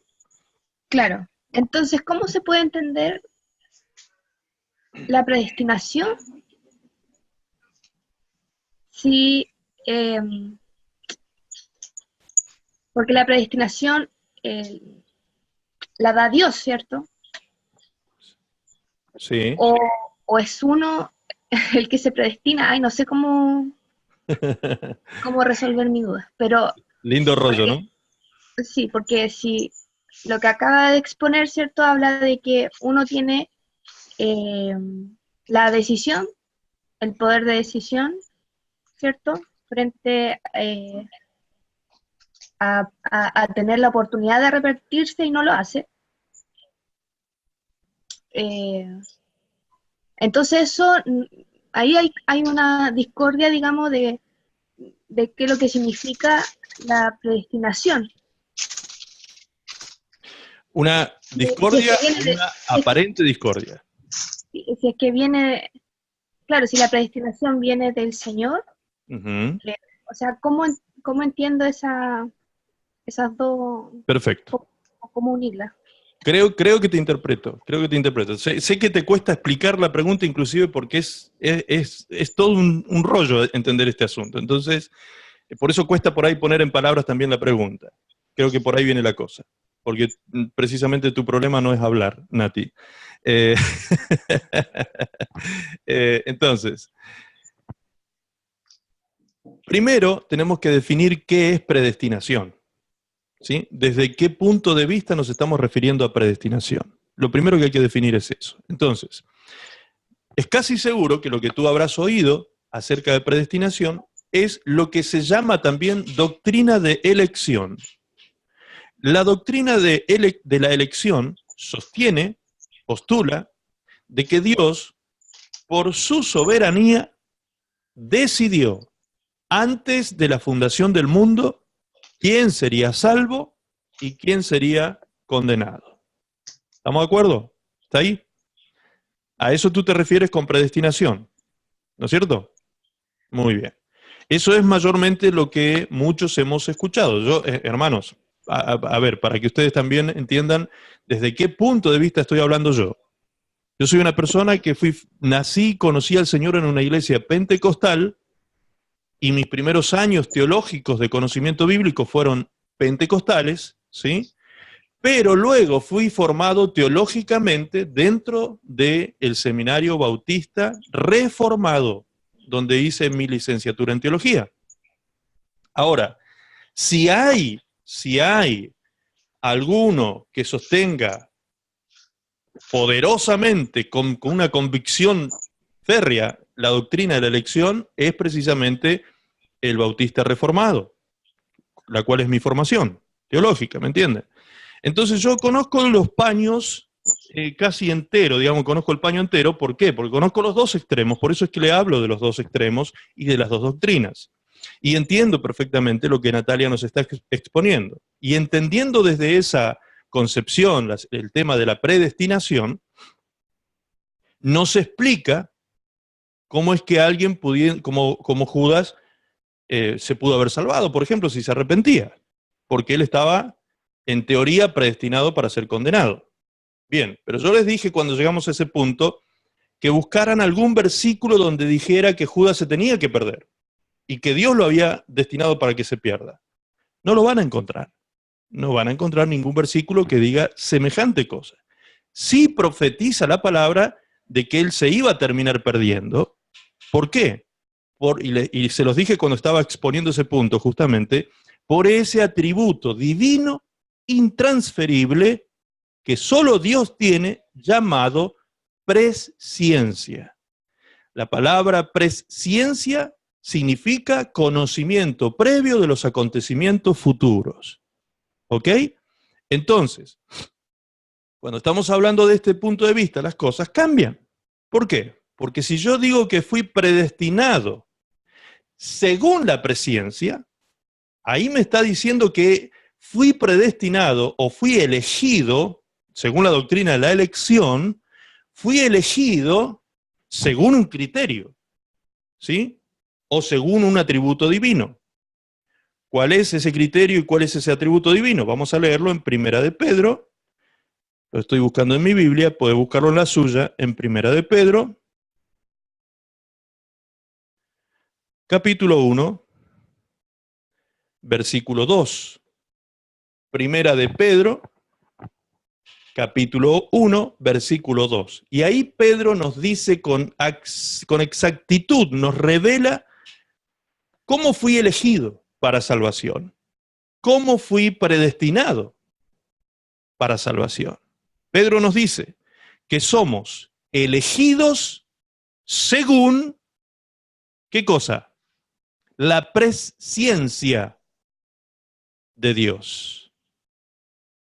Fuimos elegidos. ¿Cuándo fuimos elegidos? Antes de la fundación del mundo. Antes de que el mundo fuese creado, antes de que todas las cosas fuesen, antes ya Dios nos conocía, dice Romanos. Ya Dios nos conocía desde antes de la fundación del mundo, y a los que conoció, a estos predestinó, dice Romanos 8. Y a estos que predestinó, los llamó. Y a los que llamó, justificó. Y a los que justificó también glorificará. Los glorificó. En tiempo pasado los glorificó. ¿Sí? Asimismo, en tiempo pasado, no se olviden ustedes que nosotros vemos las cosas desde una mente finita, que tiene nuestra mente es sempiterna. Tiene principio, pero no tiene fin. La mente de Dios es eterna, no tiene ni principio ni fin. Dios ve el tiempo de una forma muy distinta a la nuestra. Por eso la Biblia dice que Jesús no murió ni fue sacrificado hace 2000 años atrás. Jesús fue crucificado en la eternidad. Antes de que el mundo existiese, ya Jesús había sido crucificado. ¿Dónde dice eso? Busca, por favor, Nati, en el libro de Apocalipsis, capítulo...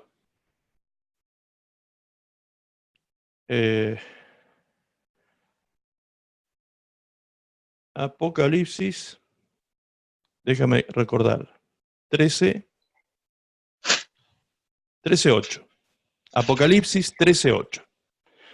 Allí dice cuándo fue crucificado Jesús. Exactamente cuándo fue el día de su crucifixión. Léelo, por favor. Y la adoraron todos los moradores de la tierra, cuyos nombres no estaban escritos en el libro de la vida del Cordero que fue inmolado desde el principio del mundo. Del Cordero que fue inmolado desde el principio del mundo. ¿Sí?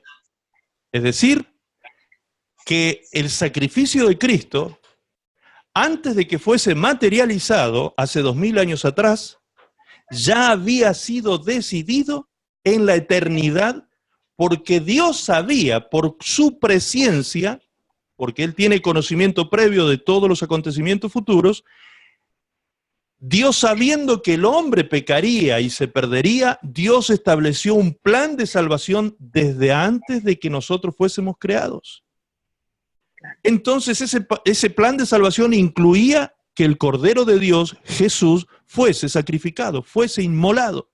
Por eso en la eternidad ya fue sacrificado Jesús. ¿Sí? Ya fue sacrificado. Por eso Isaías, cuando habla en Isaías 53, dice, por sus llagas fuimos curados. Tiempo pasado. Isaías está mirando el tiempo desde una perspectiva divina. El Espíritu Santo le está mostrando a Isaías una visión profética y él está viendo la inmolación del Cordero cuando él existió 760 años antes de Cristo. Y Él, existiendo 7 siglos antes, dice, ya fue hecho esto. ¿Ok? Entonces, se dan cuenta cómo cambia totalmente la perspectiva cuando se lo ve desde el punto de vista de Dios o del punto de vista humano. ¿Ok? Ahora, ¿qué dice? Volviendo a Pedro, dice que nosotros fuimos elegidos. ¿Cuándo? Antes de que el mundo fuese formado. Antes de que todo existiese, usted y yo ya fuimos elegidos por Dios. Pero fuimos elegidos según un criterio o según un filtro, podríamos decir. ¿Cuál fue ese filtro, ese criterio? Que es un atributo divino intransferible, porque ese atributo Dios no se lo transfiere al hombre, ¿sí? Hay otros atributos divinos que sí los transfiere, este no, este es solo de Dios. ¿Cuál es ese atributo? Que Él conoce las cosas antes que ocurran, antes que sucedan. Entonces fuimos elegidos según ese criterio. Es decir, que Dios sabía quiénes habrían de ser salvos y quiénes habrían de ser condenados. No es que Dios dijo, tú te salvas, tú te vas al infierno. A ti te quemo, a ti te doy el cielo. Pensar semejante cosa ni siquiera cabe en la mente humana y pecaminosa como la nuestra. ¿Usted haría semejante cosa con hijos suyos? ¿Usted a sus hijos, a uno le daría el cielo y al otro el infierno? ¿Porque sí nomás? ¿Porque es soberano usted? ¿Sí? Porque esa es la explicación, la soberanía de Dios. Es tremendo. Aún así, entendiendo la soberanía de Dios, si Dios lo quisiese hacer, ahí me doy la mano con el calvinista. ¿En qué sentido? En que si Dios quiere que nosotros seamos todos condenados, en su justa razón está, porque todos somos pecadores y todos ya estábamos muertos en delitos y pecados y todos nos merecíamos ser condenados a ir al infierno. ¿Entienden? Ahora, la oportunidad de salvación Dios nos las dio a todos los hombres. La palabra de Dios dice, queriendo Dios que todos seamos salvos, todos, que todos los hombres procedan a arrepentimiento, ese es el deseo de Dios. Pero entonces, ¿cómo? Si Dios deseaba eso, ¿por qué no lo hizo? ¿Por qué Dios no nos salvó a todos y listo? Y punto. ¿No? Entonces ahí encaja el otro punto de vista, el sinergismo propuesto por Jacobo Arminio, donde dice que el hombre sí tiene que ver en su salvación. Dios le da la oportunidad a todos y Cristo murió por todos, como dice la Escritura. Cristo murió por todos. Pero es el hombre, como Jesús dijo, tienes 2 caminos delante tuyo, dijo Jesús, el camino ancho y el camino angosto. Escoge. Uno es el camino de la muerte y la perdición y el otro es el camino de la vida eterna. Escoge. Jesús dejó que Jesús enseñó que el que escogía era el hombre, éramos nosotros.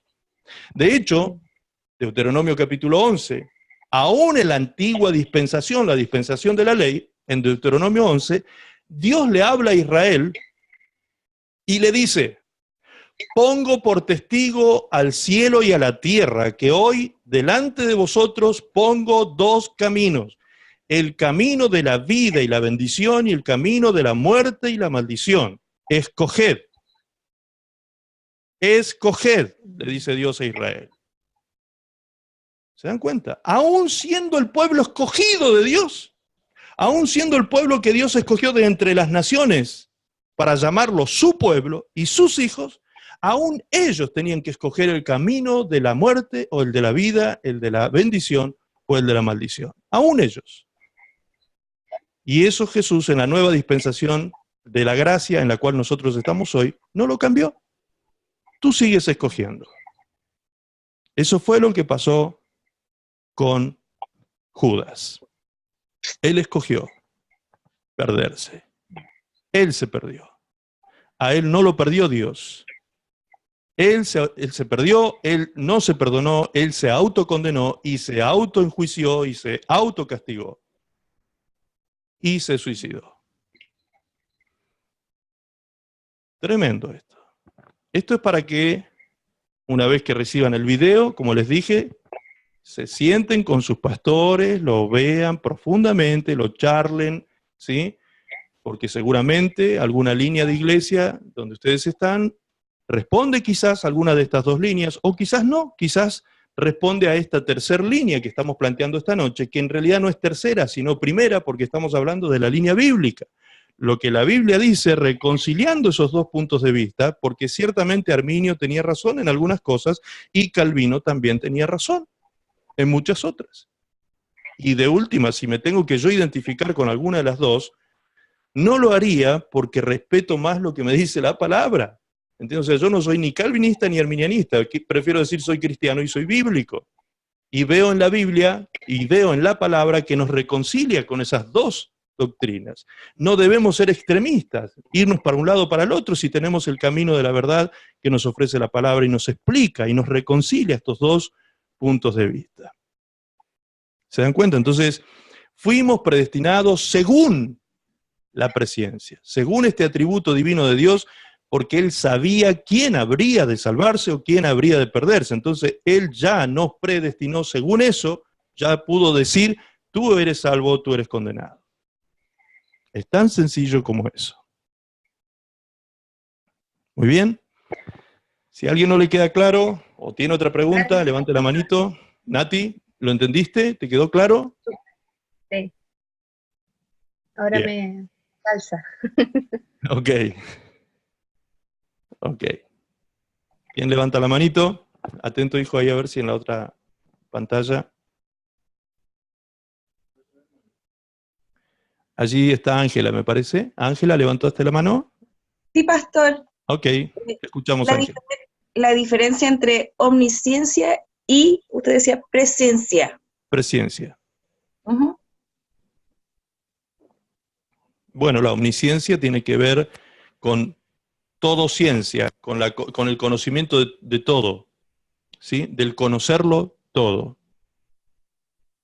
En cambio, la presciencia tiene que ver con conocerlo todo previamente, anticipadamente. ¿Sí? Esas serían las diferencias entre una y la otra. Ah, ok. Gracias, pastor. Ok.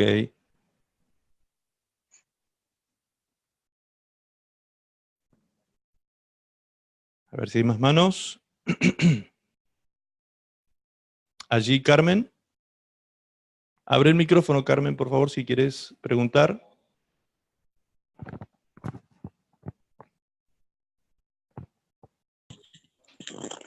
¿Tú querías preguntar, ¿Pastor? Carmen? ¿Me escucha? Sí, ahora sí. Sí, soy Carol. Ah, Carol, perdón, Carol. Sí, Ok. es que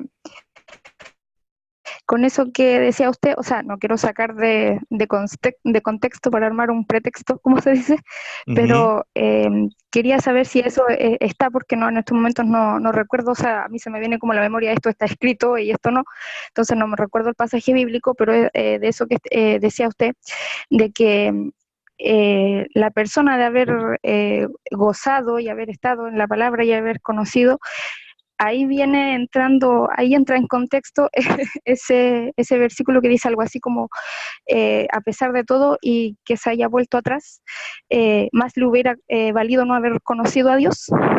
Algo así dice la palabra. Exactamente. Ah, Estaría bueno que lo busques ese texto. Si encuentras ese texto, si lo googleas ahora, si lo encuentras, que nos cites el texto, sería muy bueno leerlo porque tiene directa relación, justamente. Nos ha dejado pensando esto, ¿no? estaba en lo correcto entonces. Correcto. Si lo encuentras el texto, por favor, ahora, compártelo, por favor, con nosotros. ¿Sí, Andrés? Con el tema de las adicciones, porque yo he conocido cristianos que son adictos y pelean contra su adicción, y algunos hasta se han rendido de su adicción. Entonces, eso significa que ellos se van a ir al infierno porque no lograron vencer la adicción, porque no todos tienen, por ejemplo, mire, el caso de personas que los pastores no tienen el conocimiento. ¿Qué pasa? Pues hay pastores que no tienen todo el conocimiento ni siquiera para hacer liberaciones como corresponde. Entonces esas personas posiblemente va a ser muy difícil que salgan de su adicción. Porque están practicando el pecado con su adicción. Entonces ahí, esa parte ahí como que no se van a perder entonces. Bien. ¿Tú estás hablando de una persona que se pierde y se muere en esas condiciones, o sea, se muere en esas condiciones. No logró vencer la adicción. No logró vencer, da lo mismo Se que murió. adicción. Y se murió. Y murió. Siendo cristiano, habiendo conocido al Señor, orando, ayunando, tratando de salir y pelear, Ok. pero no pudo. Ok. Ahí es donde entra justamente, ese es uno de los puntos donde se producen los litigios doctrinales, ¿no? Porque si lo vemos desde el punto de vista de Jacobo Arminio, se pierde. Si lo vemos desde el punto de vista de Juan Calvino, se salva. Entonces, ¿qué hacemos? ¿Se salva o se pierde? Por eso es que siempre el interrogante estuvo presente. La pregunta es, ¿qué dice la palabra de Dios? ¿Sí? Si una persona no quiere ser adicto, pero su cuerpo lo vence, su adicción lo vence, ¿sí? Pero esa persona sinceramente se ha convertido a Cristo y en Cristo comete pecado, abogado tiene para con el Padre, dice la palabra, ¿sí? Abogado tiene para que este abogado no solo lo defienda, sino que además este mismo abogado, dice en Efesios, lo presentará ante el Padre sin mancha y sin arruga. Entonces, una persona que está pecando en contra de su voluntad es salvo. Pero ¿cómo es esto? Bien, en Romanos capítulo 7, versículo 15 en adelante, vemos a un hombre pecando constantemente y es un hombre que es salvo. O sea, como el adicto. La adicción es un vicio de la carne. ¿Dónde está eso? Romanos, dijimos, capítulo 7. Tome nota. No se olviden nunca de tomar nota y de leer, revisar lo que estamos estudiando. Romanos, capítulo 7, versículo 15. Lo voy a leer en una Biblia de lenguaje sencillo porque de esa manera es mucho más fácil comprenderlo. Fíjense lo que dice. Dice el autor de esta palabra que es nada más ni nada menos que el apóstol Pablo. Dice, la verdad es que no entiendo nada de lo que hago. Pues en vez de hacer lo que quiero hacer, hago lo malo que no quiero hacer. ¿No es eso lo que le pasa a un adicto? Sigamos leyendo. Dice, pero aunque hago lo que no quiero hacer, reconozco que la ley de Dios es buena. ¿No le pasa eso al adicto? En los momentos de lucidez, se da cuenta que hace mal las cosas y reconoce que la ley de Dios es buena y que debería estar haciendo lo que Dios ordena en la ley, pero en realidad no lo hace. ¿Qué sigue diciendo? Así que no soy yo quien hace lo malo, dice el apóstol Pablo, y allí es donde empezamos a entender al adicto, a entender la psicología de la adicción, ¿sí? Dice, así que no soy yo quien hace lo malo, sino el pecado que está dentro de mí. Allí Pablo empieza a hacer una separación, ¿sí? Luego dice, yo sé que mis deseos egoístas no me permiten hacer lo bueno, pues aunque quiero hacerlo, no puedo hacerlo. ¿No es esto lo que le pasa al adicto? Lo leo de nuevo. Yo sé que mis deseos egoístas no me permiten hacer lo bueno. Pues aunque quiero hacerlo, ¿dónde lo quiere hacer? En su mente. El hombre espiritual quiere cumplir con la ley de Dios y quiere hacer lo bueno, pero ¿qué dice? No puedo hacerlo. No puedo dejar de hacerlo. Sigamos leyendo. En vez de lo bueno que quiero hacer, hago lo malo que no quiero hacer. Pero si hago lo que no quiero hacer, en realidad no soy yo. No soy yo quien lo hace, sino el pecado que está dentro de mí. Me doy cuenta entonces de que aunque quiero hacer lo bueno, solo puedo hacer lo malo. Terrible lo que le está pasando a este hombre. 22 dice, en lo más profundo de mi corazón, amo la ley de Dios, pero también me sucede otra cosa. Escuche lo que le pasa a este hombre. Dice, hay algo dentro de mí. Hay algo dentro de mí que lucha contra lo que creo que es bueno. Trato de obedecer la ley de Dios, pero me siento como en una cárcel donde lo único que puedo hacer es drogarme o pecar, que es lo que dice el texto. Donde lo único que puedo hacer es pecar. Sinceramente, deseo obedecer la ley de Dios, pero no puedo dejar de drogarme. No puedo dejar de pecar, dice el texto, porque mi cuerpo es débil para obedecer la ley de Dios. Y dice Pablo aquí, pobre de mí, porque en realidad está hablando de él. Dice Pablo, pobre de mí. ¿Quién me librará de este cuerpo que me hace pecar y me separa de Dios? Le doy gracias a Dios porque sé que Jesucristo me ha librado. Clarísimo, ¿no?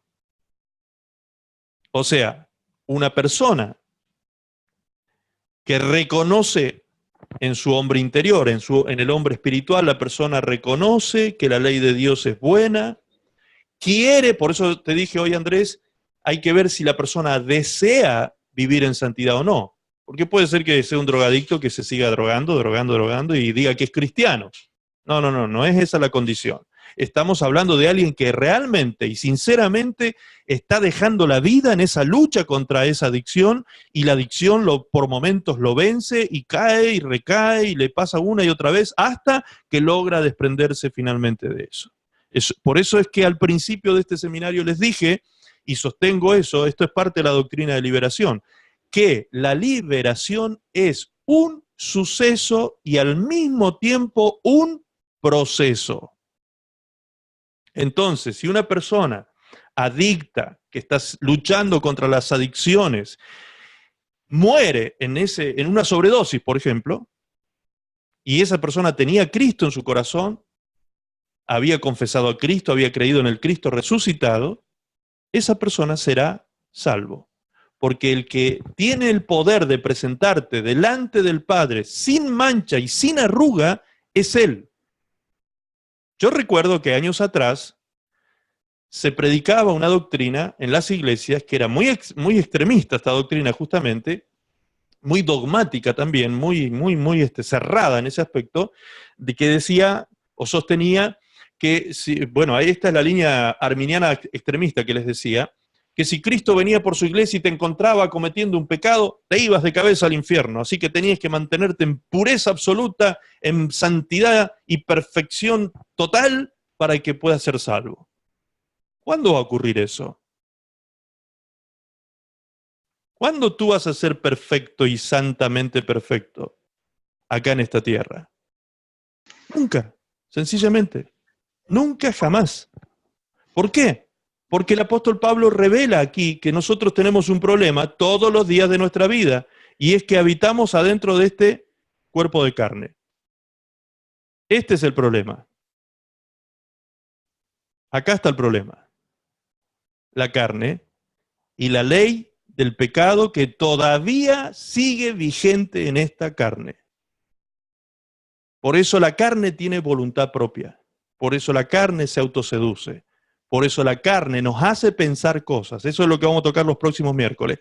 Recuerdan que les dije hace unos días atrás, por cuanto el hombre piensa, siente, y por cuanto siente, actúa. Muy bien. Pero también el hombre piensa porque la carne lo hace pensar. También ese es otro fenómeno que usa el diablo. Porque la carne se divide del hombre espiritual, y la carne, que es sensual, le hace pensar al hombre espiritual cosas sensuales. ¿Se dan cuenta? Entonces, una persona que se ha convertido a Cristo, se ha arrepentido del pecado de la adicción, se ha vuelto a Dios, ha recibido a Cristo en su corazón, ha creído que Él murió por él y por sus pecados y que Él ha resucitado y que Él vive en su corazón ahora, por más que esté con la ley del pecado todavía atrapada en la adicción de una droga y muere por una sobredosis en esa batalla que está luchando contra esa droga, esa persona no se pierde. Cristo la presentará. Cristo, como dice Efesios, Él la presenta sin mancha y sin arruga delante del Padre a esa persona. Hermanos, estos son temas polémicos y complejos. Yo sé que no es fácil tratarlos, Tampoco somos nosotros quienes para condenar a nadie que muera, de la manera que muera, ¿sí? Y aquí entra el último tema que les voy a tratar y los voy a dejar pensando con esto. Todo aquel que se suicida, ¿se va al infierno?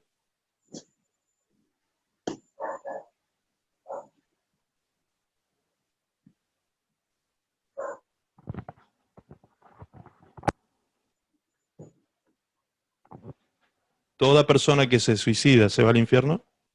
Depende. Ahí va la cosa. Hay un depende.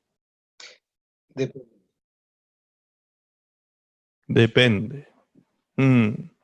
¿Por qué depende? Porque una persona no se suicida por decisión propia solamente, como en el caso de Judas. Judas tomó la decisión y fue todo un proceso que le llevó años llegar a tomar esa decisión. Tomó esa decisión finalmente de autocondenarse, habiendo tenido todas las posibilidades de arrepentirse. Y se perdió por eso. Pero hay personas que se suicidan, por ejemplo, por enfermedades mentales. Hay personas que están enfermas mentalmente, psicológicamente, que pudo haberse originado también por cuestiones espirituales, y esa persona se suicida. Y esa persona pudo haber sido un buen cristiano, consagrado al Señor, y haber tenido parte en el ministerio. Hoy hay pastores que se están suicidando. Hay ministros que se han suicidado. ¿Saben cuál es una de las, podríamos decir, sintomatologías de los suicidas? Que el suicida deja cartas. Generalmente el suicida deja cartas. Y cuando deja las cartas, el suicida lo que relata generalmente es la razón por la cual decidió tomar esa decisión y le pide perdón a sus afectos, a las personas que ama y a Dios. Entonces la pregunta teológica sería, si el sacrificio de Cristo fue por todos los pecados de la humanidad, por todos los pecados, para librarnos de todos los pecados de la humanidad y perdonar todos los pecados de la humanidad, ¿perdonará el pecado del suicidio en algunos casos excepcionales? Dependiendo, como dices tú, Andrés, del motivo por el cual la persona llegó a ese punto. Ahí es donde ni yo ni usted, no le sugiero que usted se vuelva juez y condene a nadie. Aquí hay un grupo de hermanos, que muchos de ustedes son líderes, algunos pastores, que cuando se encuentren con situaciones así, con familias que han perdido a alguien porque se ha suicidado, no les aconsejo nunca que cometan el gran error que cometen algunos cristianos de decir que porque se suicidó, se fue al infierno. ¿Entienden? ¿Entienden? Eso no trae consuelo a la vida de esa familia tampoco. Nosotros no somos Dios. Nosotros no somos los jueces finales. Todos los que vieron al que crucificaron al lado de Jesús, lo vieron morir allí al lado de Jesús y no escucharon cuando Él le dijo, Señor, acuérdate de mí cuando vengas en tu reino. ¿Qué pensaron de Él? De que ese malhechor o ese ladrón que estaba muriendo allí condenado se lo merecía morir de esa manera y que se iba a ir al infierno. Sin embargo, Jesús le dijo, hoy estarás conmigo en el paraíso. Solo Dios es juez, amados. Solo Dios es juez.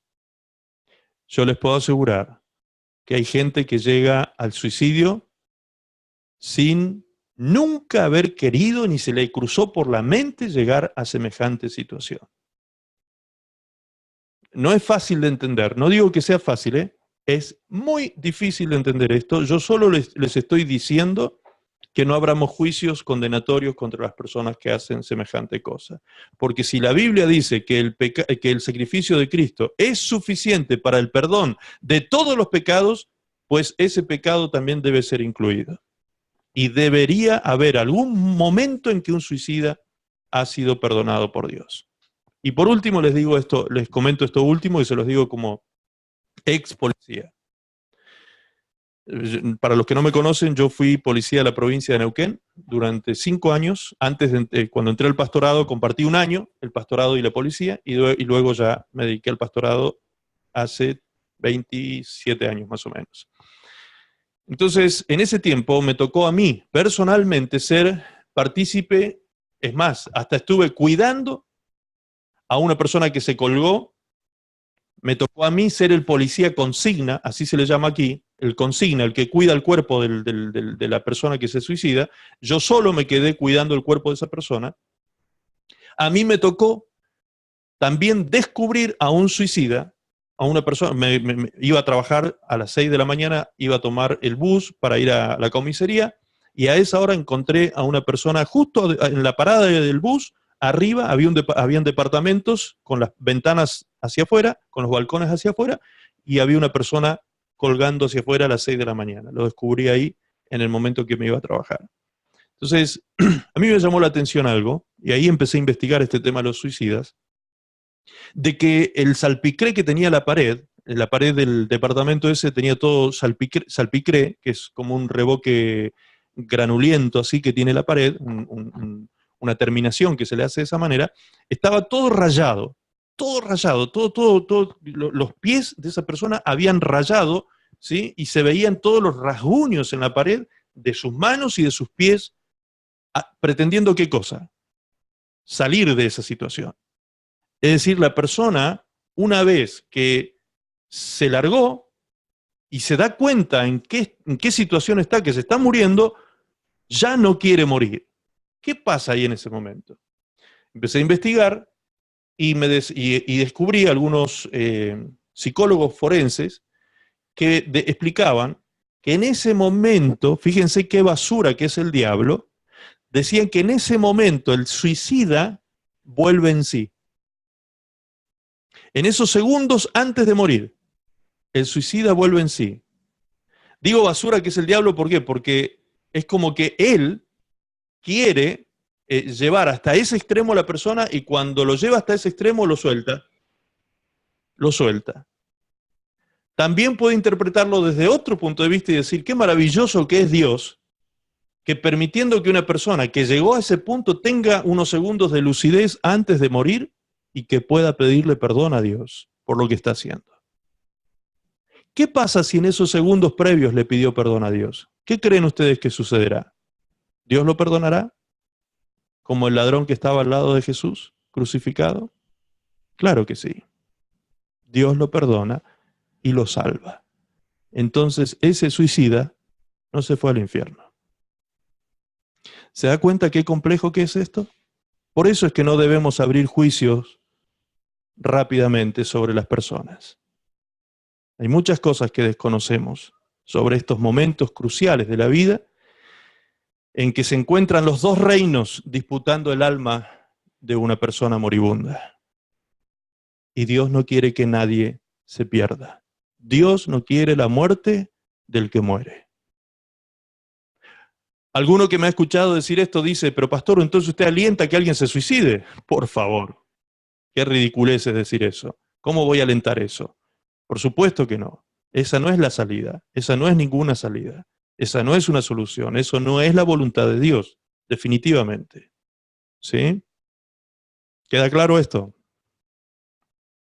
Que nos quedará claro que un cristiano que abre puertas en un proceso de pecados regular, sin arrepentimiento, como Judas, puede terminar usurpado por demonios, que eso es lo que vamos a explicar el próximo miércoles, qué significa ser usurpado por el diablo, y llevado a cometer un pecado tan terrible como el suicidio, en este caso, que lo llevó finalmente a la perdición de su alma. ¿Sí? Por eso les dije, la intención de hoy no es ver soteriología, solo teníamos que pasar por este tema de las doctrinas de salvación para entender el proceso satánico que se llevó a cabo sobre la vida de Judas. Amén. Muy bien. Algunos yo sé que tienen ganas de quedarse y seguir charlando del tema, pero hermanos, es tarde. Es tarde, tenemos que dejar aquí, ¿sí? Algunos ya se han ido retirando, obviamente tienen sus obligaciones. Así que gracias al Señor por este tiempo que hemos compartido. El próximo miércoles seguimos adelante con los temas que quedan. Yo calculo que por lo menos nos van a quedar 2 miércoles más, ¿sí? 2 como mínimo, 2 miércoles más para terminar de cerrar todos estos temas y dejar ya las pautas bien claritas. Y una vez que cerremos, les vamos a hacer llegar a todos los PowerPoint, los videos, ¿sí? Todos los videos de las distintas reuniones y los PowerPoint con los temas desarrollados como los han visto ustedes cada noche, más su certificado de asistente. Amén.